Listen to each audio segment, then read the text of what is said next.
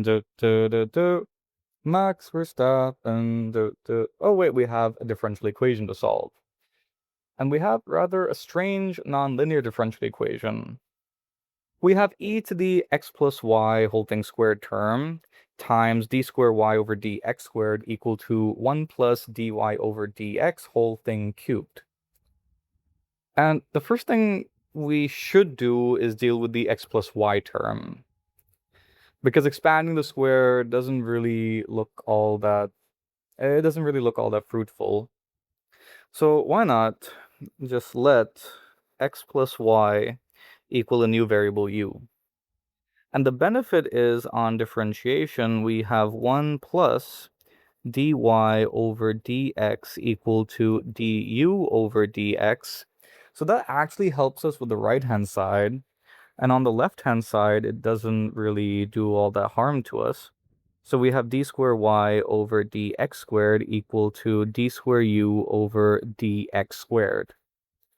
So that means our differential equation, which I'll call 1 here for reference purposes, this thing sorts out to e to the u squared times d squared u over dx squared equal to 1 plus dy over dx is now our du over dx term, and we have the whole thing being cubed.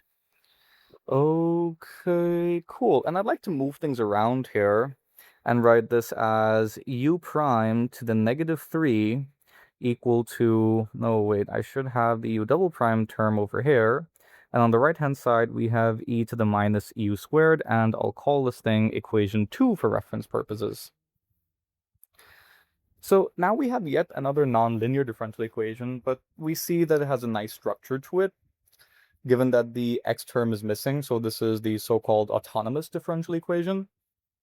So what we can do over here is let u prime equal a new variable z, and this implies that u double prime is equal to dz over dx, but that runs us into the uncomfortable situation of having a differential equation in 3 variables, z, x, and u. So it's much better to further expand using the chain rule and write this as dz over du times du over dx.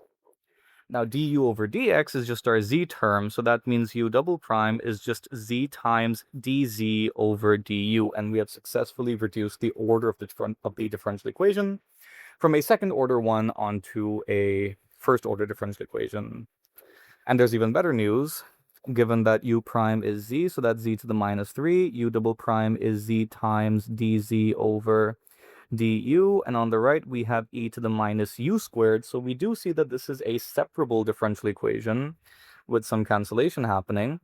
So we have z to the minus 2 dz equal to e to the minus u squared du, and we'll integrate so that on the left-hand side, we have the straightforward integration yielding negative 1 over z. And on the right-hand side, we have a special function scenario. Now, this is related to the error function, but for that, I will need to scale it by a certain number. So it turns out that erf of u is equal to, or is defined as, root 2 over pi times the integral of e to the minus u squared du plus a constant of integration a. So I am going to need to scale this thing, so I'll introduce a factor of root pi over 2. So we have root pi over 2 times erf of u plus a over 2, where of course we can scale a being a constant of integration. And we'll use the common denominator approach and get our common denominator rule. Why am I talking so fancy? Not everything is an approach after all. So we have a plus root pi erf u over 2, and we have a negative 1 over z term on the left-hand side, which looks okay, but this is just another separable differential equation, given that z is du over dx. So what we have on the left is a dx over du term, and on the right we have, well, there's a negative sign here, and we have a plus root pi times erf u over 2. So again, separable differential equation. We'll write this as negative 2 dx And we'll integrate the whole thing. And on the right, we have the integral of a plus root pi earth u du. So on the left-hand side, we just have a negative 2x plus another constant of integration b. And on the right, on integration, we have, well, the integral of a is just a times u. And then we have root pi times something.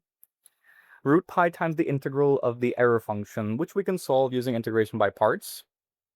Given that we have integral earth u du, so I have 1 times earth u. So on integration by parts, we'll get u on integrating the one term. We have earth u left alone, minus, now let's see, we have the integral of u. What happens when we differentiate earth u, given I have this written out? So all of this implies that d over du, earth u, is actually just equal to 2 over root pi e to the minus u squared. Okay, cool.